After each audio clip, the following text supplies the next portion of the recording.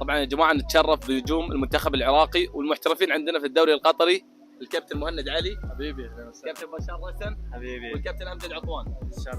اول شيء ناخذ توقعاتكم عن مباراه المغرب مع فرنسا. صعبة هي لكن مو مستحيل. المنتخب المغربي قدروا يتغلبون على المنتخب الاسباني وعلى المنتخب البرتغالي، يعني مو مستحيل رغم صعوبة المباراة.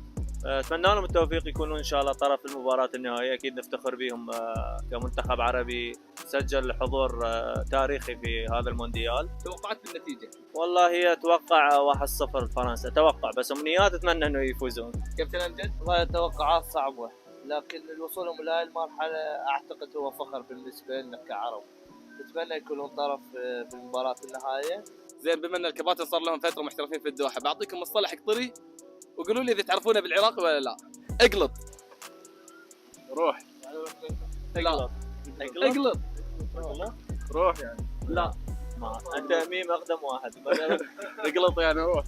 لما مثلا تروح للشخص ويقول لك اقلط اقلط، يعني اقعد. بمعنى اخر هذا معاهم. بمعنى اخر حياك يعني كلمه النوده. نودة؟ إيه. نودة. النوده. لا ما صعبة، ما كابتن امجد مش زين اعطيك اياها وانت رايح التمرين، والله رايح التمرين وفيني النوده. فيني النوده. الفان بوكس المنتخب المغربي. شكرا. ان شاء الله اذا الله كتب وحضرت المباراه او حضرت في اي مكان تكشخ بالفان بوكس المغربي. احنا يلا الحين يلبسها الحين. اكثر شيء مباراة المغرب بس حضرنا.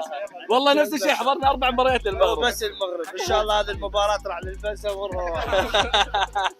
السلام عليكم.